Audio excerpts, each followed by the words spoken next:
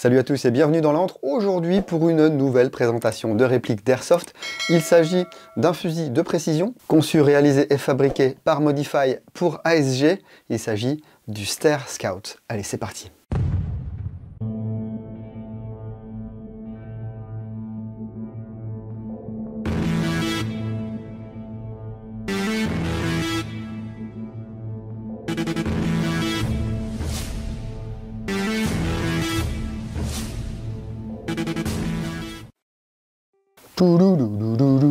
Ah oui, merci beaucoup à toute l'équipe d'ASG, notamment Mathieu, pour m'avoir fait parvenir cette réplique de Stair Scout. Alors c'est pas une réplique qui vient juste de sortir, ça fait quelques mois qu'elle est sur le marché maintenant. Donc, vous avez certainement vu déjà beaucoup d'avis, beaucoup de choses sur le sujet. Moi j'étais assez curieux de la découvrir parce que justement c'est une version Scout, on en reparlera un petit peu plus tard. Moi, Sniper, c'est pas vraiment mon type de jeu parce que je suis pas assez patient, mais je pense que cette réplique mérite qu'on s'y intéresse. C'est une réplique qu'on peut trouver entre 450 et 500 €, donc ça commence à chiffrer, mais il ne s'agit pas d'une énième copie de VSR 10. Alors j'ai eu un petit mot de chez ASG, ça fait plaisir, le petit cadeau. Cher l'antre du dingo, l'été approche prestement, mais nous, chez ASG, nous ne pouvons simplement pas attendre jusqu'à Noël. Alors pendant que les autres s'occupent d'enfiler les lunettes de soleil et les tongs, nous on allume la forge du Père Noël. Voici un cadeau de Noël en avance. Joyeux Noël. Eh bien, joyeux Noël ASG. Merci beaucoup. Bon, on va passer rapidement sur la boîte, c'est une boîte en carton. Découvrons le contenu de la boîte. Voilà.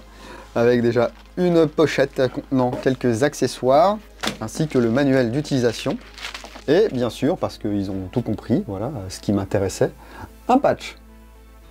Ça, c'est cool. Et en plus, la lunette est située au bon endroit. Ils ont fait ça bien, hein. Parce que sur ce Scout, on verra qu'on peut monter une lunette classique, mais normalement c'est fait pour être utilisé avec des lunettes assez spécifiques. Ensuite, on a un adaptateur de BB Loader, une clé Allen qui va nous permettre de régler le hop-up. Ça va être une particularité du Scout, c'est qu'on va pouvoir régler le hop-up de deux manières différentes. Et puis ici, le manuel d'utilisation. Voilà. Comme d'habitude avec pas mal d'informations sur comment utiliser la réplique. Voilà les principes de base, hein, régler la crosse, régler le hop-up. Il n'y a pas l'éclaté, mais cet éclaté vous pouvez le retrouver dans le manuel qui est présent sur le site de Modify. Je vous mets le lien dans la description de la vidéo. On est comme ça. Ensuite, le chargeur. Alors, c'est pas vraiment un chargeur, c'est plutôt un magasin en plastique transparent qui va nous permettre de stocker 32 billes. Voilà, on va l'insérer comme ça dans la réplique. Et puis ça va nous libérer les billes. Alors si vous avez un mode 24 de chez Modify, ces chargeurs sont compatibles avec le mode 24, mais les chargeurs du mode 24 ne sont pas compatibles avec le Stair Scout. Tout simplement parce qu'ils ont augmenté un petit peu le volume d'air, il y a du wide bore et tout, le nozzle est plus large également. Il y a certaines pièces qui sont compatibles avec le mode 24 et d'autres non. Ensuite, bon, une réplique ici, on va s'y intéresser dans quelques instants. Mais il y a bien entendu l'éternelle tigette de nettoyage et de débourrage. Et puis voici la réplique. Oh ben ça pèse quand même, ah bah, j'ai dit 2,9 kg, quelque chose comme ça. Ici en version grise, elle existe également en version noire. Et on va en parler un petit peu plus en détail tout de suite. Et le voici, ce Stair Scout. Alors je vous le disais, il y a quelques petites différences entre ce que dit la boîte et ce que dit le manuel. Je vais m'en tenir à ce que dit le manuel. Donc 1005 mm, 2900 grammes, une crosse en polymère, une partie avant ici en polymère, le reste en aluminium. C'est extrêmement bien équilibré. Ici au niveau du faux chargeur, du coup, de l'emplacement du vrai chargeur, mais du faux chargeur. Je sens que ça va me plaire ça. Qu'est-ce que c'est que ce Stair Scout? Je ne vais pas aller trop dans le détail parce qu'il y a quelqu'un qui l'a fait beaucoup mieux que moi. C'est Ian McCollum de la chaîne Forgotten Weapons. Certes, c'est en anglais, mais il y a une vidéo consacrée au Stair Scout qui est très bien faite. On y apprend l'essentiel sur ce fusil, ses origines, son utilisation. Je remercie très chaleureusement Ian McCollum qui a accepté que j'utilise des passages de sa vidéo pour illustrer mes propos. Le lien vers la chaîne et vers cette vidéo en particulier sont également dans la description de ma vidéo. Ça fait beaucoup de mots vidéo dans une seule phrase. Mais pour résumer, à l'origine, ceci a été conçu pour la chasse. L'idée vient d'un passionné de chasse, ancien US Marines, un Américain bien sûr, qui a exporté ses idées chez Stair qui lui ont dit bah écoute, nous ton fusil on va le faire. Puis bien sûr c'était récupéré par quelques forces armées. Et puis c'est un fusil que vous avez peut-être déjà vu si vous jouez à Counter-Strike, parce que depuis 2004 il est dans le jeu. Hein. Et ensuite on a eu droit à des évolutions jusqu'à CSGO. Personnellement je ne joue pas à Counter-Strike, donc je ne connaissais pas vraiment ce fusil avant. Commençons par l'arrière de la réplique. Donc, vous voyez ici il y a un talon de chargeur qui est assez imposant. Eh bien il est en 3 parties, 1, 2, 3. Et à l'aide d'un tournevis ou d'un autre outil, hein, on va pouvoir ôter les différentes couches et les remettre. Ça va permettre d'adapter la crosse en fait et la prise en main à votre morphologie. Moi je pense que je le laisserai d'origine. Ou je le raccourcirai peut-être un peu. Non, non, là il est pas mal. Et là hop, vous voyez, je peux défaire les différentes parties là.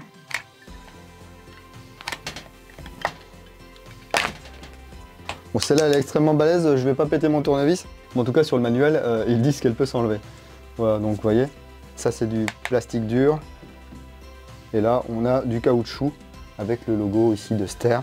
Alors je vais pas vous sortir du Steyr-Mannlicher ou je sais pas quoi. Je sais que des fois on me reproche un petit peu d'utiliser les prononciations dans la langue d'origine ou des trucs comme ça. Je veux pas me fâcher avec les gens. Après on va dire t'es un weeb. Mais je m'en fous. On voit également qu'il y a des petits inserts ici sur le côté. Et puis quelque chose d'intéressant. Hop, sur le vrai ici on va avoir un chargeur supplémentaire. Et bien là c'est un peu le même principe. On va pouvoir mettre un chargeur supplémentaire ici dans cet emplacement. Voilà, qu'on va pouvoir ensuite insérer. Hop là. Voilà, bon, je n'ai pas de chargeur supplémentaire, donc je vais devoir récupérer le mien. On va retrouver ici l'emplacement réel du chargeur. Voilà. Mais là, ils ont mis de la mousse pour pas que ça résonne. Et si vous voulez mettre la clé Allen pour régler le hop-up, vous pouvez la mettre ici. Hein. Il n'y a vraiment pas de souci. Le magasin viendra se mettre ici, hein, comme ceci, avec un bouton de déverrouillage ici sur le devant. Donc là, la forme est assez sympa. C'est une arme qui a été conçue pour les tireurs droitiers ou les tireurs gauchers. La prise en main ici est très bonne. Bon, vous le voyez, hein, c'est une carcasse en polymère. Ici, on a un rappel des inserts de la crosse. C'est assez harmonieux. En parlant d'inserts, ici, il y a des petits inserts métalliques. Il y en a un ici, un ici, un ici, un là et un en dessous. On va pouvoir mettre des anneaux de sangle qui malheureusement ne sont pas fournis dans la boîte. Alors à l'origine c'est une sangle 3 points qui est utilisée avec le Ster Scout, mais vous pouvez mettre la sangle que vous voulez. Simplement il faudra acheter les anneaux de sangle à part. Ce sont des anneaux qu'on va pousser ici, il y a un petit ressort qu'on va tourner à 90 degrés. Ils vont venir se bloquer et le tour est joué. On peut voir des vis ici, on en parlera tout à l'heure. La queue de détente là. La sûreté, alors sur le vrai il y a 3 positions. Est-ce qu'ici il va y avoir 3 positions? Donc ici quand c'est rouge, on peut tirer.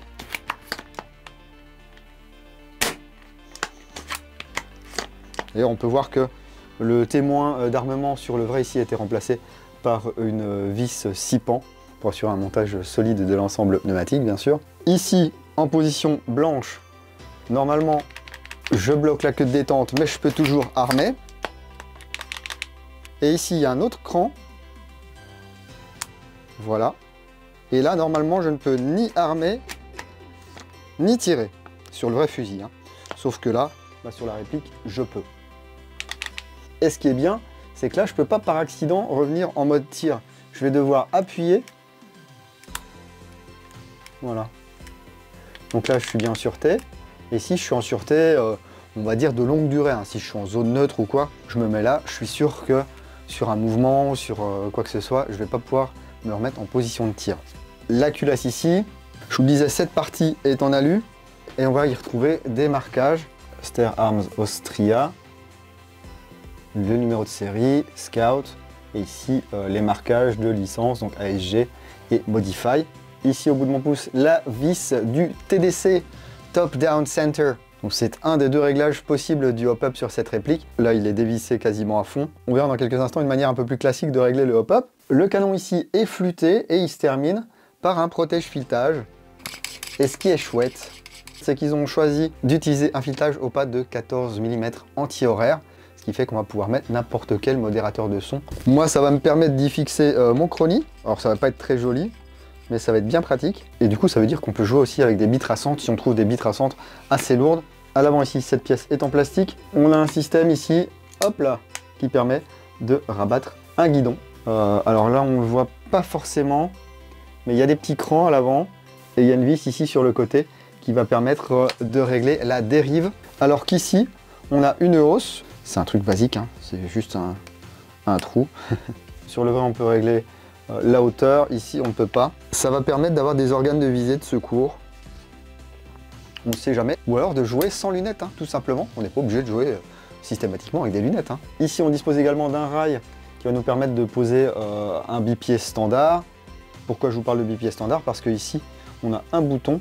Et ce bouton, il déverrouille un bipied en polymère.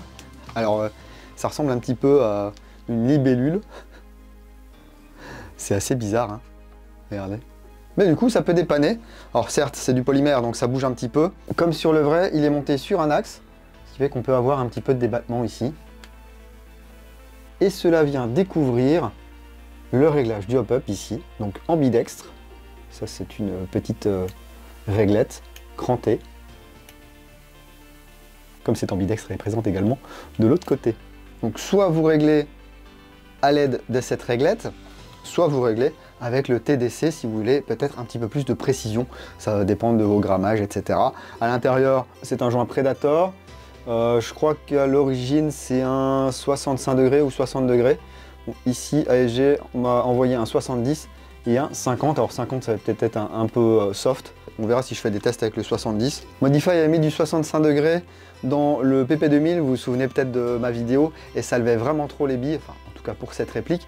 Mais là, ça veut dire qu'on va pouvoir lever peut-être de la 0,45 ou 0,48 ou même 0,50 pour ceux qui jouent en 0,50. Hein. Pour replier le bipied, eh bien, c'est tout simple. Voilà. Et vous vous dites peut-être depuis tout à l'heure, mais les emplacements pour la lunette sont super bizarres. Ils sont vachement en avant. Alors effectivement, ils sont vachement en avant parce que normalement, il y a la lunette prévue pour ce fusil, qui est une lunette Leupold M8, parce que l'intérêt de ce Scout, c'est d'avoir une lunette placée bien en avant, avec un grand, ce qu'ils appellent le eye relief, ce qui veut dire qu'on peut avoir un bon champ de vision et tirer au travers de cette lunette avec les deux yeux ouverts. Mais ils ont également ajouté ici des encoches pour pouvoir mettre une lunette standard. Alors est-ce que la mienne va passer? J'aurais tendance à dire peut-être. Ici, moi, c'est une Vector Optics. Par contre, ça n'ira pas du tout. Ou en tout cas, ce montage, la lunette ira bien hein, si je la recule un petit peu. Mais le montage va pas du tout. Parce que là, moi, il faudrait que je sois plutôt comme ça. Car c'est une lunette classique. Bon, du coup, j'ai installé la lunette de mon SRS. Voilà, ça va aller mieux là. Pas parce qu'elle est plus jolie ou plus efficace, mais parce que je peux régler rapidement les bagues ici. Alors au niveau de l'armement de cette réplique, ici on nous annonce 1 Joule 84, donc proche de ce que moi je vais utiliser en jeu. Et l'armement, pardon, est assez doux.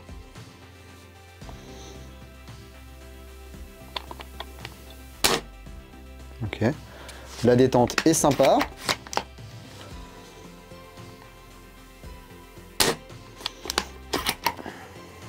Elle n'est pas très dure, hein. Alors j'avoue que je ne sais pas si on peut la régler. On verra bien lors du démontage. On nous annonce un beau volume d'air sur cette réplique. Alors plus 12,5% par rapport au mode 24. Je ne sais pas quel volume il y avait sur le mode 24. J'ai lu 28 cm3. Donc on devrait être aux alentours de 31 ou 31 cm3 et demi. Mais j'ai lu également environ 34,2 cm3 d'air. Bon, dites-vous que c'est entre 30 et 35. Il y a un airbag d'origine sur la tête de piston, mais la réplique est quand même, je trouve un peu bruyante. Enfin, ouais, elle est assez bruyante. Il y a plus bruyant, mais comparé à un TAC 41 par exemple, que vous ne voyez pas parce qu'il est peut-être pas à l'écran. Ici là, vous le voyez? Non, vous le voyez pas. Le TAC 41 est beaucoup plus silencieux. Eh bien, il est temps d'aller voir ce que ça donne au Chrony. Ce que je vais faire, c'est que je vais déjà faire un premier test hop-up à 0 en bi 0,20. Et ensuite, je vais monter un peu en grammage. Mais à chaque fois, je vais régler pour que ma trajectoire soit plane. C'est-à-dire que je vais faire mes tests hop-up réglés, sauf sur la 0,20. Comme ça, on verra s'il y a un phénomène de joule creep ou pas.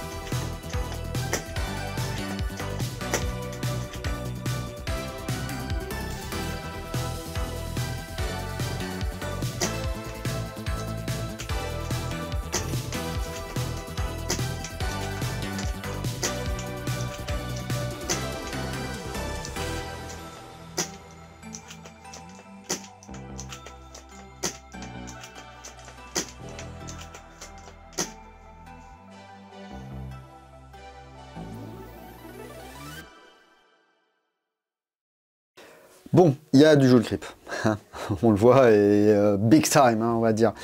Bon, c'est bien parce que ça veut dire qu'on a un volume d'air qui est assez conséquent pour pouvoir nous propulser une bille lourde sans perdre trop d'énergie. Mais bon, là, on passe quand même de 1 joule 7 à la 0,20 au pop non réglé à 2 joules 3 avec des billes un petit peu plus lourdes jusqu'à revenir juste au-dessus de 2 joules avec de la 0,48. Ça dépend de plein de trucs. Je ne veux pas rentrer dans un débat légalité, pas légalité, parce que les textes sont flous. On nous parle de 2 joules, mais on ne nous précise pas la masse du projectile. Ce qui fait que là, à la 0,20, je suis dans les clous. À la 0,48, allez, on va dire que je suis dans les clous parce qu'il y a certainement une mini tolérance. Par contre, à la 0,36, 0,40, 0,43, je suis pas du tout dans les clous, je suis à 2,3 joules. Bon, on est d'accord, il n'y a personne qui contrôle ça. Je me suis jamais fait arrêter au bord de la route par des gendarmes avec un chrony qui me disent vas-y, tire ta bille et puis on mesure le truc. C'est une question de mentalité déjà. Est-ce que je veux être dans la loi ou hors la loi? Bon, on est en France, hein. Voilà, enfin, j'en dis pas plus. En ce qui me concerne, ça m'embête un petit peu. Parce qu'effectivement, dans mon assaut, les snipes, les HPA, on les mesure à la bille de jeu, hop-up réglé.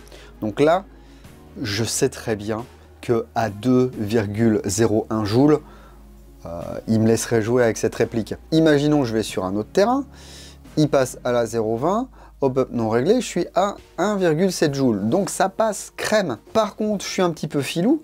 Je me dis, tiens, j'aimerais bien bénéficier de ce joule creep, je vais jouer à la 0,43. Et là, je suis à 2 joules 3. Donc c'est en fonction de votre honnêteté. En ce qui me concerne, soit je changerai le ressort, soit je jouerai à la 0,48 avec cette réplique. Mais en aucun cas, dans l'état actuel de ces performances, je ne jouerai avec de la bille 0,36, 0,40 ou 0,43. Par contre, ce qui est super cool, regardez, même à la 0,48, regardez mon réglage, je suis loin du bord ici, hein.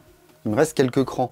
Et la bille, je peux vous le dire, alors il y a du vent et tout, c'est pour ça, je ne fais pas des tests de tir, j'ai 47 mètres, ça n'a aucun sens de tester une réplique comme ça à 47 mètres. Bien sûr que toutes les billes y vont, mais je peux vous dire qu'en tirant un petit peu au-delà, ça va droit, ça va loin, et j'ai vraiment hâte d'avoir des conditions optimales, on va dire, pour aller essayer cette réplique. Je vous ferai voir ça dès que possible. J'ai pas utilisé le TDC parce que j'en ai pas ressenti le besoin. Alors là, pareil, il y a du vent et tout. Franchement, je suis très agréablement surpris par cette réplique. Non seulement elle est agréable à manipuler, on a des espaces pour ranger des choses. Le look, on aime ou on n'aime pas, mais bon, bah c'est un Stairs Scout, hein. Idem pour le montage de la lunette. Soit vous trouvez une lunette adéquate et vous jouez avec un long eye relief, soit vous prenez une lunette standard. Ça, c'est comme vous voulez. Non, c'est vraiment sympa. Alors, je vous propose de voir quand même un petit peu ce qu'il y a là-dedans. On va avoir besoin de clés Allen et puis d'un chasse-goupille. On note celle-ci, on note celle-là. C'est du 2,5 et du 5. Hein. Bon, bah là, ça se sépare pas, vous voyez bien. Et la goupille, c'est celle-ci, c'est celle qui est juste derrière le bipied.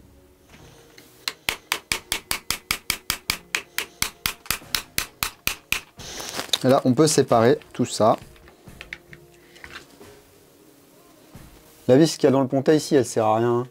Vous voyez, il y a juste un petit écrou, hop, qui est là. Et vous avez également une petite rondelle ici, un petit joint. Donc voici la mécanique du Stairs Scout, avec le réglage du hop-up ici, le trigger group, le puits de chargeur est en nylon fibré. Maintenant, il faut ôter cette vis ici, c'est du 2,5.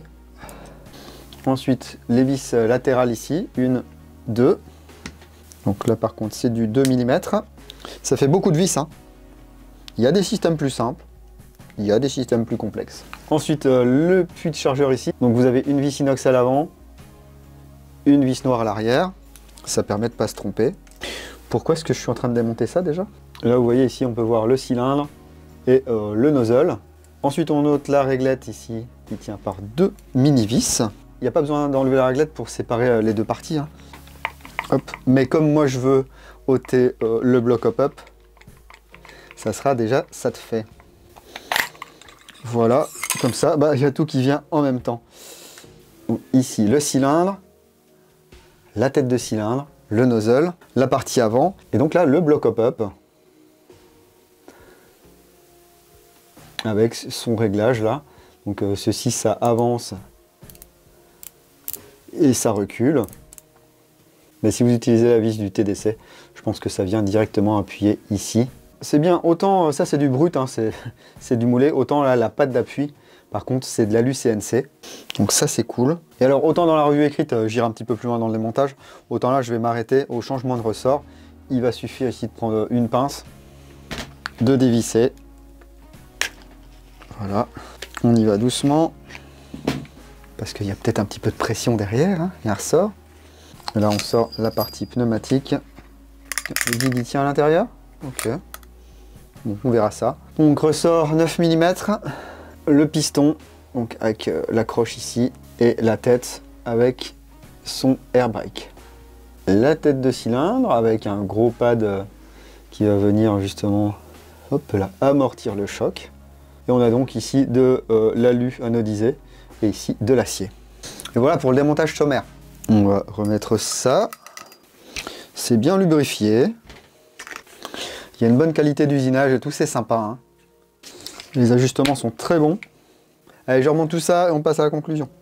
Et voilà, on a fait à peu près le tour de ce Stair Scout de chez ASG, fabriqué par Modify. Je suis content de voir qu'on a quand même une production assez sympathique ici, qui peut vraiment, en sortie de boîte, ne nécessiter aucune modification. Et ça, c'est chouette. J'ai vraiment hâte du coup de la mettre sur le terrain, de voir ce que ça vaut en tir sur cible, à quelle distance on peut toucher une cible, et avec quelle bille c'est mieux de le faire. Alors, je ne reviens pas sur cette histoire de chronie, de joule creep et tout. Ça, c'est à chacun de vous de voir ce que vous en pensez. Ce que je regrette un petit peu, et c'est un petit peu toujours la même chose, c'est que pour, voilà, entre 450 et 500 euros, là, on n'est pas au moins les attaches sangles qui sont fournies avec. Franchement, ça aurait été top et ça aurait permis de ne pas remettre encore la main à la poche pour acheter ces petites attaches sangles. Le fait qu'on puisse régler le hop-up de deux manières différentes, ça c'est chouette aussi, ça permet de laisser le choix aux joueurs. Si vous voulez vraiment une précision extrême, vous allez opter pour le TDC. Si la réglette vous permet d'avoir une bonne trajectoire en fonction de votre grammage et que vous en êtes satisfait, c'est parfait également. Ça va pas bouger, d'une part parce qu'il y a les petits crans, et d'autre part parce que ça va être protégé par le bipied, donc on ne va pas mettre les mains dessus. Et ça, c'est chouette. Il y a vraiment un travail très sympa qui a été fait sur ce Stair Scout. Et je peux comprendre l'engouement qu'il y a à son sujet, même si je ne suis pas joueur de Counter-Strike.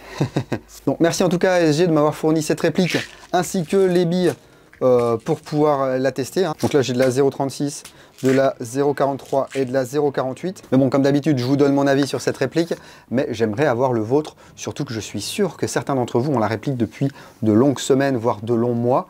Ils ont beaucoup plus de recul, bien sûr, hein. Moi ça fait 2 heures que j'ai ouvert le carton. Du coup, exprimez-vous dans l'espace commentaire de cette vidéo, ça permet d'aider la communauté. Est-ce que vous avez changé des choses sur cette réplique? Est-ce que vous en êtes satisfait? Est-ce que vous n'en êtes pas satisfait? Pourquoi? Eh bien, dites-nous tout. Parlez-nous de vos configs, échangez, c'est fait pour ça, hein. On n'oublie pas de lâcher un gros like pour cette vidéo et pour ASG. On s'abonne. On active les notifications, ça permet d'en louper le moins possible. Et si vous ne voulez absolument rien louper de ce qui se passe dans l'antre, je vous invite à me suivre sur la page Facebook, sur Instagram, sur Twitch et bien sûr sur www.l'entredudingo.com. Merci également à toutes les personnes qui suivent les liens affiliés, les différents liens qui sont dans la description de cette vidéo. Merci à tous les tipeurs, ça m'aide vraiment beaucoup. On se retrouvera bientôt pour la review complète sur le blog, ainsi que pour des tests de tir, je l'espère, au moins à 50, 60, 70 mètres, voire plus, pourquoi pas. Et je croise les doigts pour qu'il n'y ait pas trop de vent, parce que c'est jamais agréable. Dans tous les cas, continuez à prendre soin de vous. Si vous allez en jeu le week-end prochain, n'oubliez pas, jouez sérieusement, mais sans vous prendre au sérieux. Et moi, je vous dis à bientôt dans l'Entre du Dingo. Bise.